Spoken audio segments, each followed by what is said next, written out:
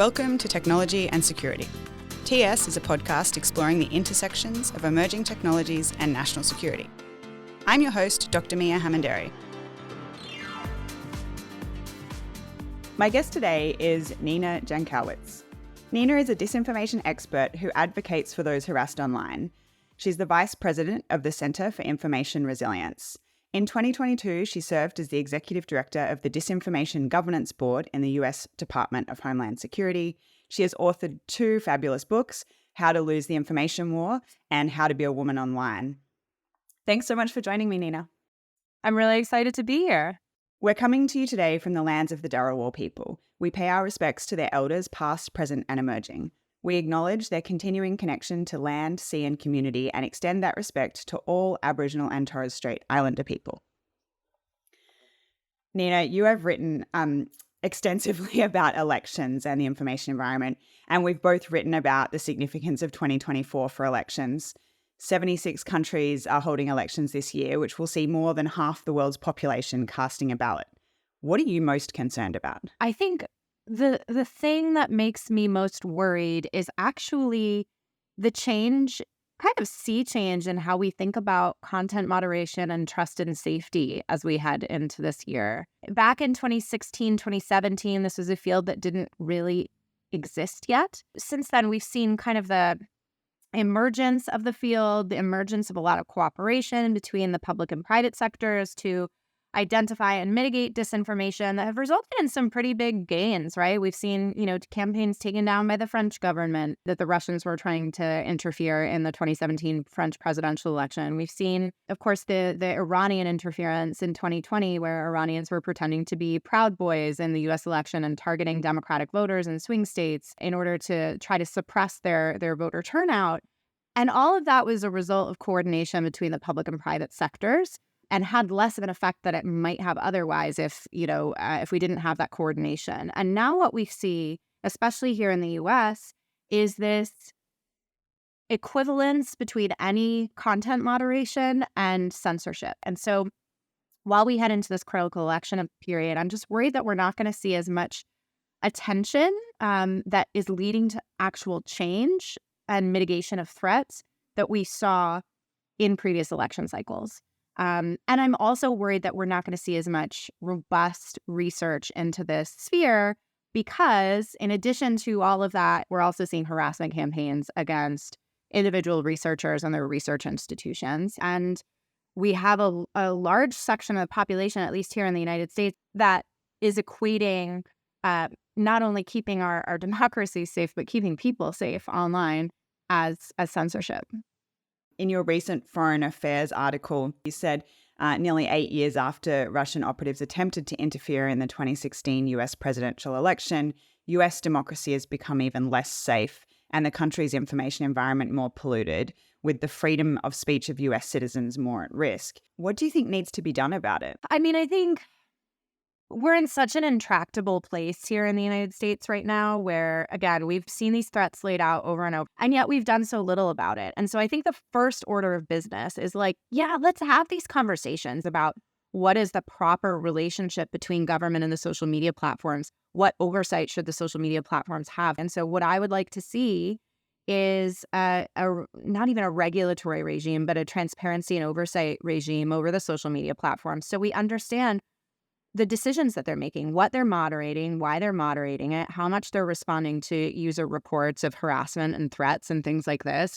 Are they upholding their duty of care to their users? And are they allowing users kind of right to appeal and things like that? And from there, with that information in hand, we can actually start to have the regulatory conversation that has been happening in fits and starts over the past 8 years, but really hasn't gotten anywhere. And frankly, it's going to continue to affect our national security and affect the freedom of speech of millions of people, not only Americans, but around the world, while we continue to drag our feet as the home of many of the social media companies in letting them continue to self-regulate. Can you describe what you see as the security threats of disinformation? Yeah, so in my research, the things that have been the most shocking to me are the times when our adversaries are able to actually affect real world behavior. So to me, it's not about the ads that the Russians bought in 2016, and it's not about bots and trolls. It is about real world behavior and the way that Russia is able, well, not just Russia, but that's my area of expertise, right?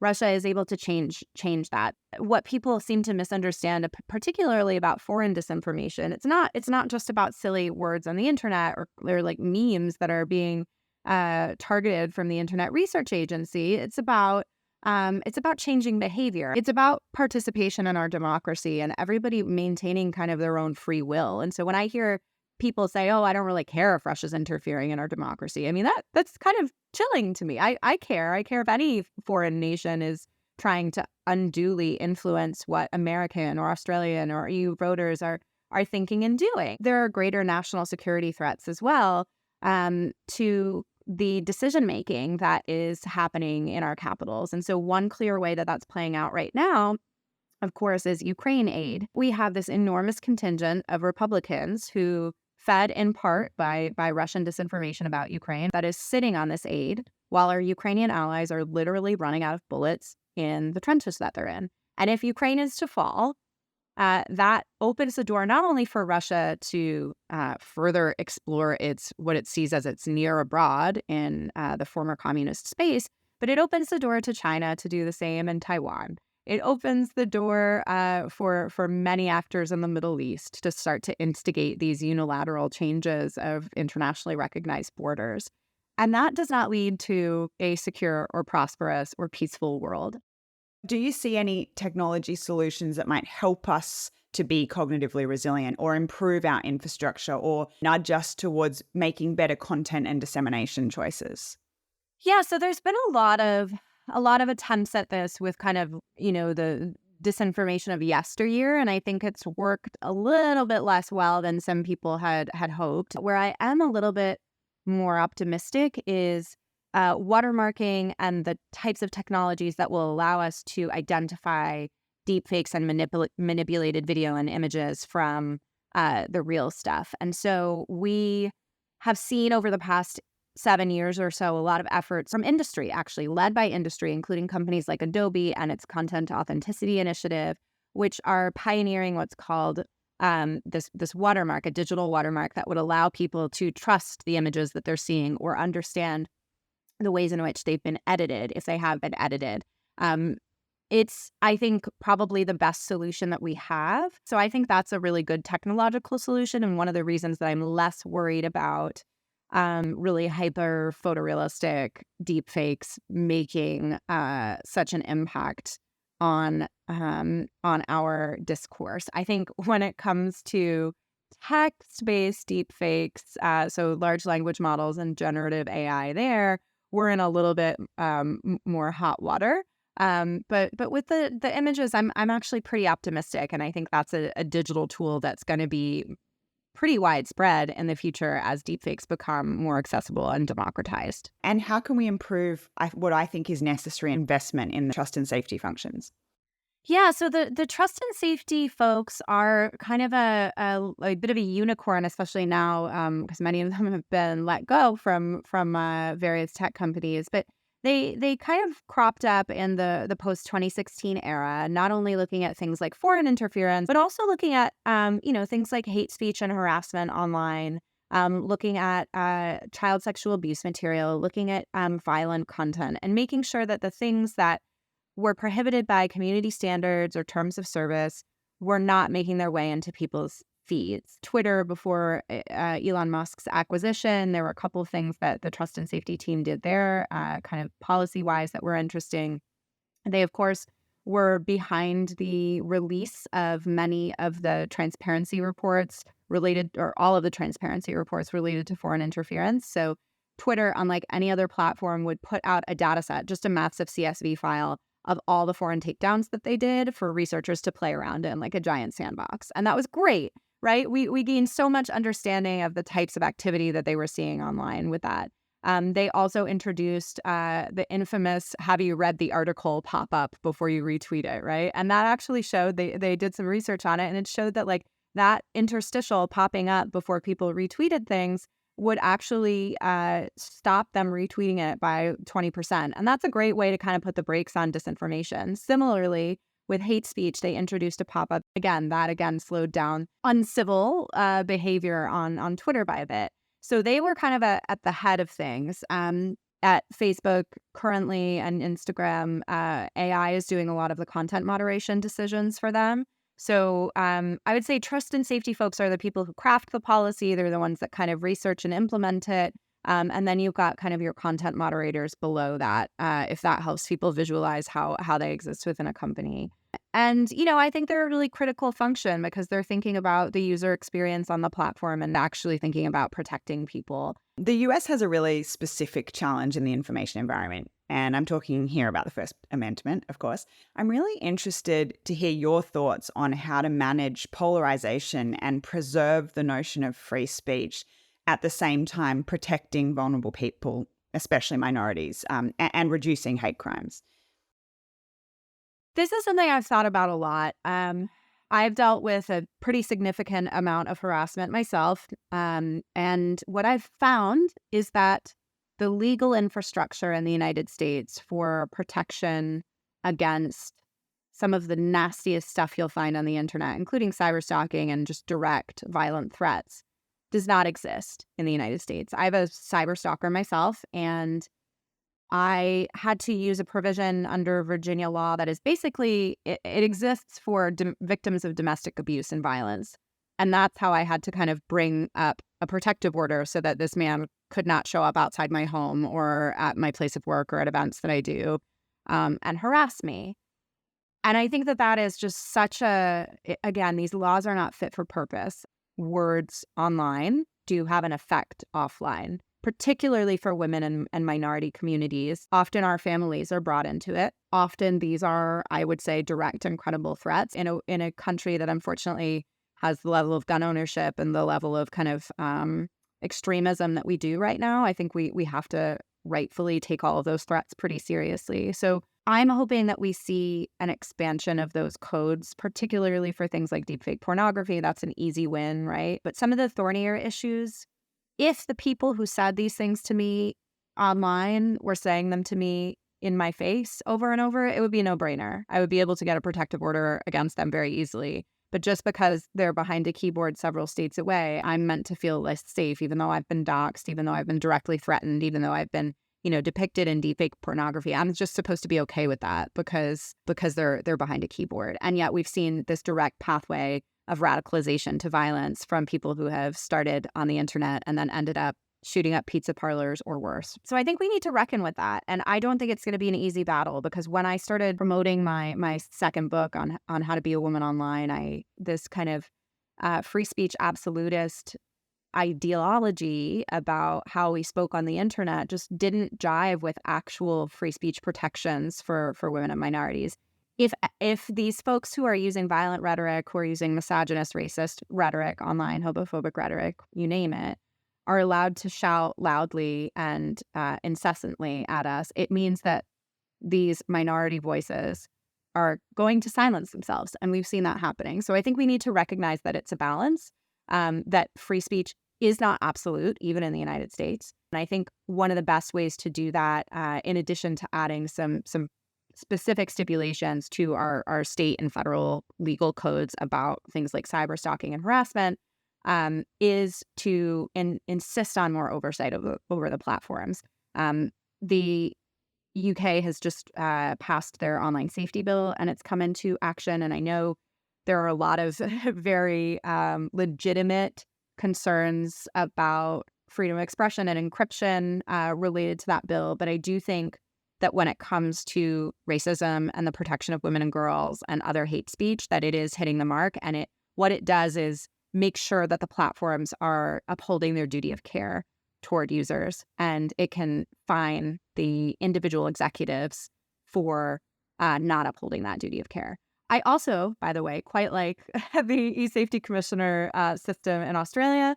Thank you for writing the book. We'll put a link in the show notes, but it was How to Be a Woman Online, Surviving Abuse and Harassment, and How to Fight Back. How do you see that affecting women in public roles in 2024? I mean, even in Australia, we have these protections, and yet we're still seeing a much greater rate of online harassment and abuse. I think, unfortunately, this misogyny has been normalized by politicians, by people in power, by influencers. And so when there's no consequence for the people at the top who are doing it, we see kind of an open door for anybody else to engage in it as well. And I think that's why we're seeing this increase. And I do think you're right that, with that increase comes increased threat for not only women in public life, but I would say just kind of ordinary women as well. One of the things that I try to raise the alarm bell a lot about is deepfake pornography. Most of the deepfakes that exist today are non-consensual deepfake porn of women.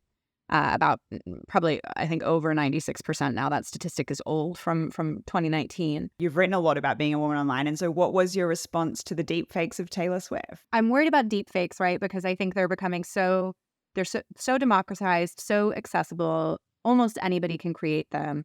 And when we think of those tools in the hands of our adversaries, is Russia more likely to create a deepfake faking nuclear war, or are they more likely to create deepfake pornography of Kamala Harris or Alexandria Ocasio-Cortez, or name your powerful woman official, to undermine her and undermine kind of the robustness and equity in our democracy? I mean, I think that's much more likely, and frankly, technologically more possible, because these models are trained on women's bodies, and a lot of that kind of modeling already exists, right?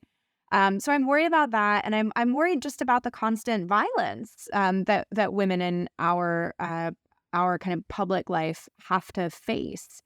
I think there's such a reticence to call it what it is, that it is violence, but having experienced it myself and knowing kind of what you go through as a person in like your trauma response, your physical response when this stuff is happening to you, there's no other way to describe it, and it does have a lasting effect on you. Getting back to Taylor Swift, my hope with Taylor is that she will use the position of power that she's in, not just to kind of call attention to this with Congress or the tech companies, but to really bring together a community of deepfake survivors and use her power, her influence, and frankly, her many, many billions of dollars to potentially have a class action suit against the creators or distributors of these deepfakes.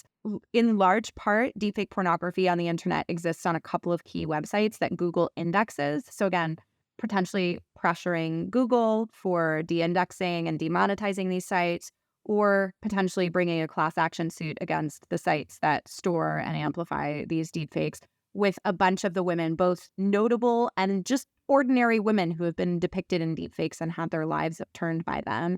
I think that would be a really powerful message to show, yes, we do need this federal level legislation that doesn't exist yet for either civil or criminal penalties for deepfake porn. But also, when you bring women together and when you piss them off, they happen to be very powerful. So look out. Like, I think that is like a perfect thing for Taylor Swift to do. I think this is definitely the first episode we've talked about Tay-Tay, so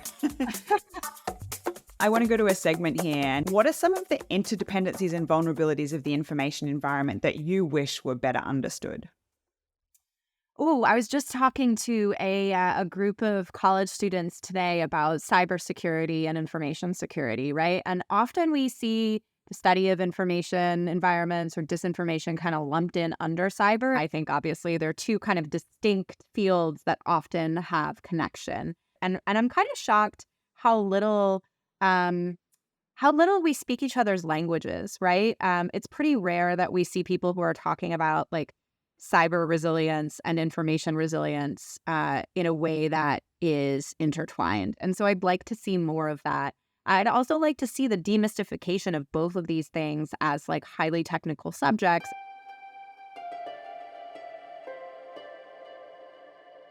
How and why are the intersections between data and the information environment important? The way that these platforms are staying free is because they're trafficking in our data.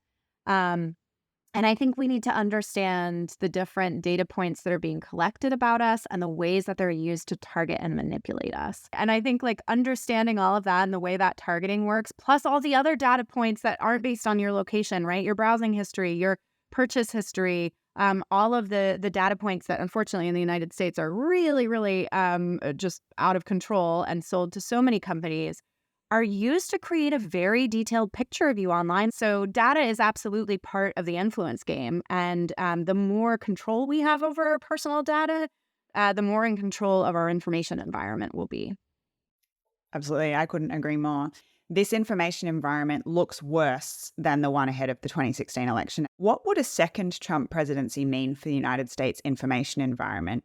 And what would it mean for US democracy? I don't think I can understate the existential threat that Trump poses to democracy and the information environment.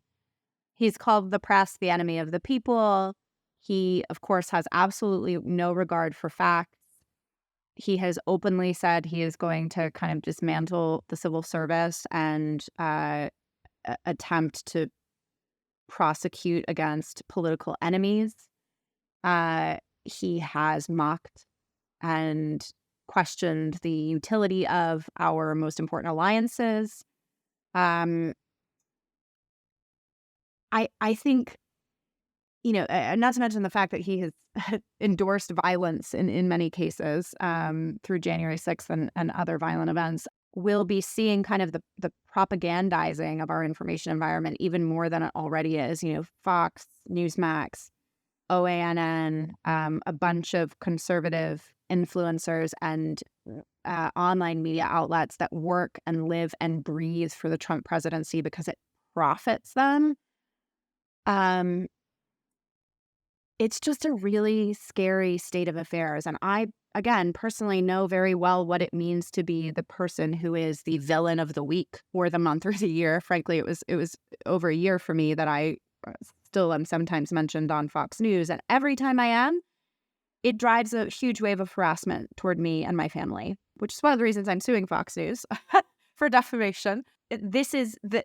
That power can't be understated. And it would be not only coming from these media networks, from Trump himself. And, when you have the president doing that, it just magnifies it so many times over. I think something that you've highlighted in that, though, which I've also seen in my own research, is that it is so easy to attack individuals and actually just remove them from the conversation, particularly women. And it does have a very chilling effect of removing those voices from the conversation. And I think that is a place in a democracy we don't want to be in. I'm going to pivot here to ask you some questions about Russia, because you are, of course, an expert in disinformation and Russia and Ukraine.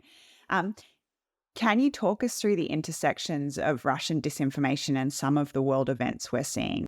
Whew, yeah. I mean, anywhere Russia goes, there's a huge disinformation campaign following, right? So with the full-scale invasion of Ukraine, as we're recording this, we're just about 2 years from when the full-scale invasion began. I was leading some research at the Center for Information Resilience is continuing today, looking at open source verification and geolocation of incidents related to the war in Ukraine. And at the time, we were tracking the Russian troop buildup on the borders of Ukraine. And I remember having all these conversations with journalists and various government officials from around the world, not in the States, but especially some in Europe, who were just doubting that this was going to happen. And I said, I don't know how you can argue with,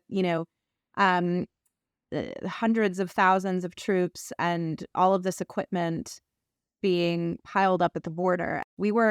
We, a global community, were trusting the word of Vladimir Putin, who had lied so many, many, many, many times before, trusting his assurances that these were just military exercises, to the point where they weren't believing what was in front of their eyes. The intel that the US and the UK had declassified, the open source evidence that was there, they wouldn't believe it until the last minute. And so I think that shows the strength of Russian disinformation. However, since then, I would say for the first year or so of the full-scale invasion, we saw a pretty clear-eyed view coming from the international community about what Russia was up to, and kind of a lack of tolerance for Russia's BS. And that was so refreshing. And I think that was in part because of the effort led by the US and UK to declassify evidence and pre-bunk some of the Russian narratives that were coming out. It was also because of the Ukrainian resilience and bravery and the communication strategy of the Zelensky administration that was like fully supported by a grassroots civil society effort that he embraced as well. As I mentioned before, aid is sitting in Congress while congressmen twiddle their thumbs, and Ukrainians are dying trying to keep their territory from Russia. So Russia has absolutely been pouring salt on that wound for the last year. They have absolutely exploited this pre-existing vulnerability in American society, and they're doing similar things in Europe. And then they've been very successful in the global majority countries, especially kind of Middle East, North Africa, Southeast Asia, where Ukraine is far away, and what they see is kind of U.S. or Western hypocrisy in support of Ukraine versus support of other democratic movements that have happened in other places around the world. Regarding Navalny's death, I think it's been interesting to see how Russian media have reacted to it. There's actually been a surprising amount of information related to Navalny's death, and I think the idea there is to make it seem like there is no foul play, to be as transparent as possible and say, oh no, this guy just died, he was on a walk, it's okay. But obviously, when you put the full story together, right, of how Navalny has been treated throughout, when he was still organizing in Russia, the fact that he was poisoned, and we know that again from open source investigations that Bellingcat conducted, as well as, the various trials and tribulations that he's been through, he had gone through since he was imprisoned again in 2021. It just doesn't add up. And so unless you are predisposed to believing that life in a Russian work camp is great, and that Russia is great, perhaps if you're Tucker Carlson, I think a lot of people are seeing through that as well. And we have just seen a raft of sanctions announced by the U.S. and a lot of European allies following suit. As one of my dear friends and a journalist who covers Ukraine, Sabra Ayers, said, everything that grows in Russia is either killed or dies. And I think that's a really clear-eyed view of Putin and his leadership. You've written a fair bit, obviously, about Russian disinformation in Ukraine across an extended period of time. I was wondering if you can talk us through the shifts between the 2014 invasion of Crimea and the ongoing invasion of Ukraine, and some of the way that the information operations have changed tactically and become kind of more integrated with national strategy or grand strategy. Absolutely, yeah. So in 2014, I think we were seeing the auditioning of the tactics that we all became familiar with in the 2016 influence campaigns in the US and kind of Russian disinformation since then. So a lot of false amplifiers, trolls, bots commenting on news sites and message boards and Russian social media like Odnoklassniki and Vkontakte, which are kind of Russian versions of Facebook. We've seen a lot of a shift, I would say, both tactically and in terms of narratives since 2014. I think the sort of rote manipulation that used to exist is no longer going to fly on most social media platforms, even if it's in Russian or Ukrainian, which is a difference, right? At least that stuff still exists. They're able to detect that kind of bot activity or troll activity. The other difference, I think, is that it's much more top down and less bottom up than it used to be. So we used to have the IRA kind of posting away all their different little screeds and kind of throwing spaghetti at the wall and seeing what sticks. The stakes are higher now. It was a full-scale invasion with the intention of kind of decapitating the Ukrainian regime and taking over the entire country, not to mention the kind of war crimes and human rights abuses that have taken place by Russian soldiers. And so I think there is a lot more message discipline and a lot less of kind of the little hijinks that have occurred since then. We're seeing a lot coming from Russian diplomatic accounts, through Russian media, and through information laundering, identifying those useful idiots around the world who are willing to carry the flag for Putin and the Kremlin. That's really hard to push back against, right? It's not a fake account. It's somebody who's expressing their real opinion and moving that across the world's information environment. And ultimately, that plays into Putin's strategy of kind of reassembling the post-Soviet world together under one roof, and pushing back against the expansion of NATO. That's all what this is about, right? And that narrative has carried through. I've heard you say elsewhere and talk about countries that have succeeded in countering disinformation. Can you talk us through, briefly some of those examples? Yeah, so one of the ones that I, in earlier stages of my research, was incredibly kind of bullish on was Estonia. Obviously, Estonia had a quite large Russian population ethnically when Estonia became independent in 1991.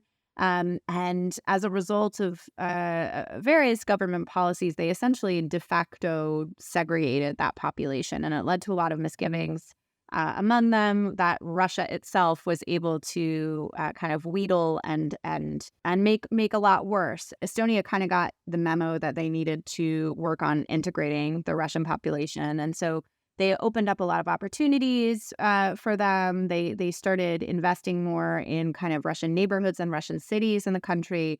They really tried to up Estonian language learning, not in kind of a forceful way that they used to, but by opening classes that were free for Russians to get to. They invested in Russian language media, and they invested in kind of education and media literacy as well.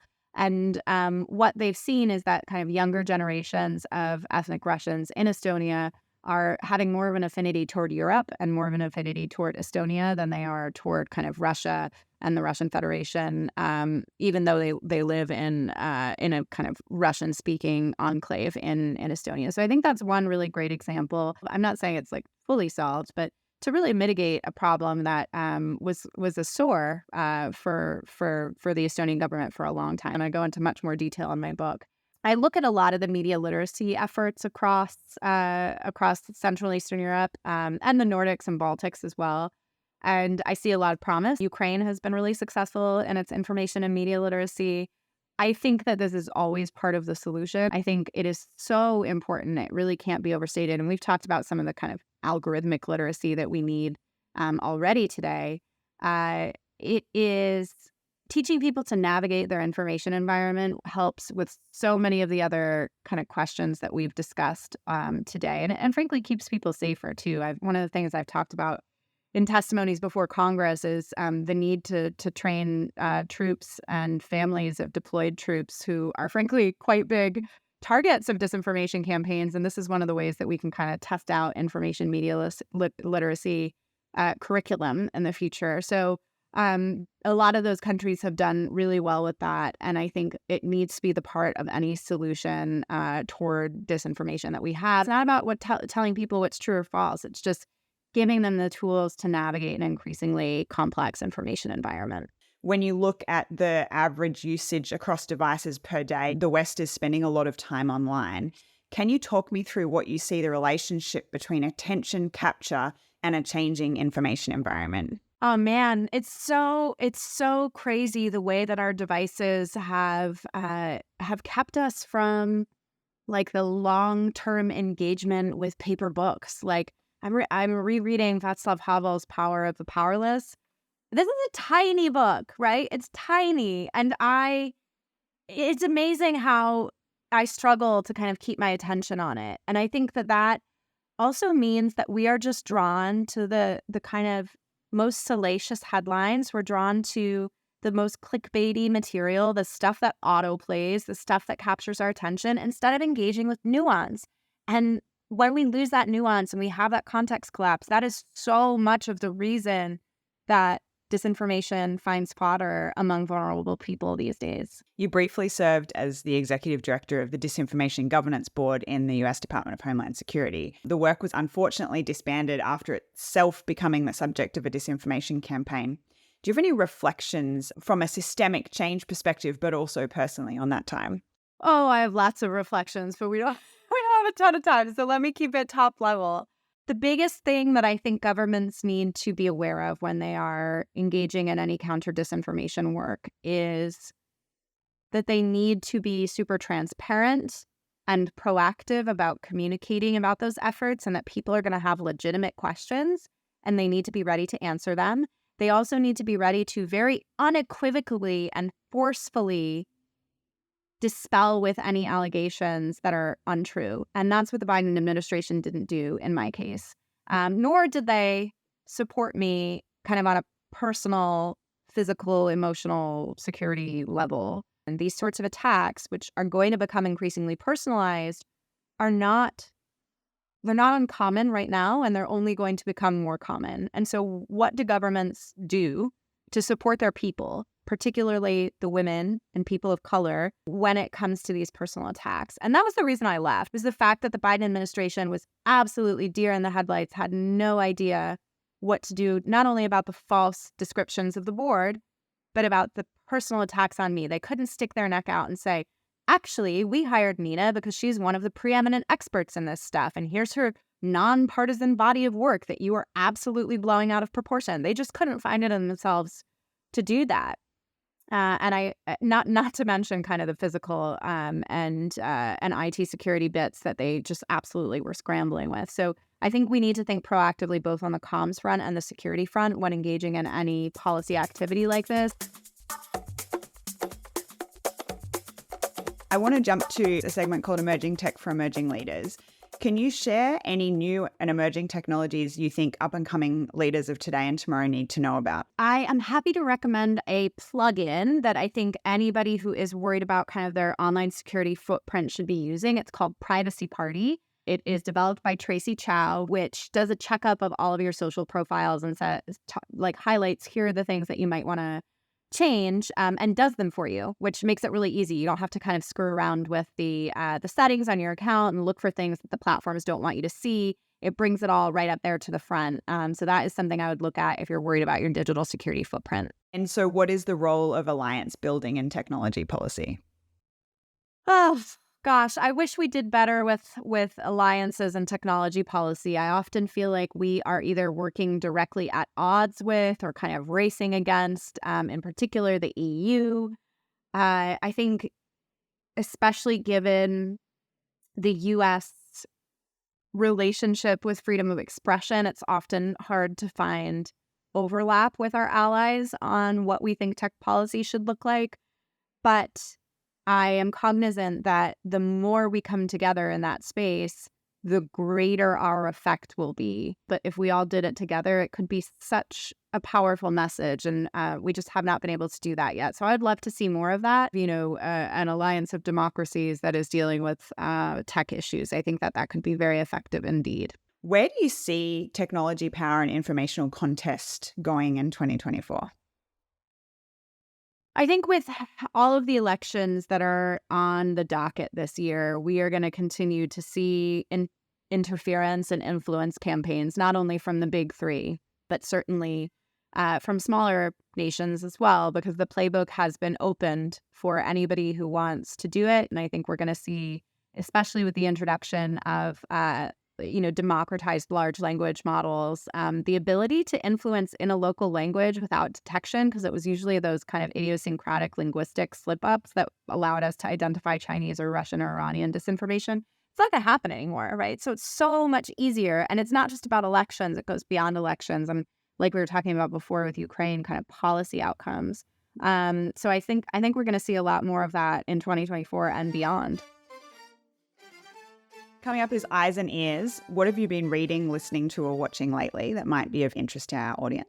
I've got a big stack of books on civil resistance that I'm working my way through, and that's why I'm reading Power of the Powerless by Václav Havel, which I read in graduate school and haven't revisited in a while. I am thinking about my third book and ways that civil resistance and kind of the concept of civil resistance can be applied for the digital, polarized, vitriolic age. So that's kind of my work reading right now. In terms of fun reading, watching, my guilty pleasure is I can't believe I'm admitting this, is All Creatures Great and Small.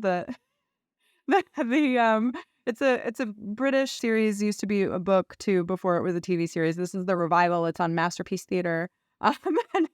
And it's about a vet in the Yorkshire Dales in the 30s and 40s. I just love it. I was going to ask what you do in your downtime to keep sane, and now I know. God, I don't have a lot of downtime yet. My baby is kind of in the throes of entering the terrible twos. They're just like constantly trying to kill themselves, but they're at least cute while they do it. Yeah, we're a great advertisement for kids. My final segment is Need to Know. Is there anything I didn't ask that would have been great to cover?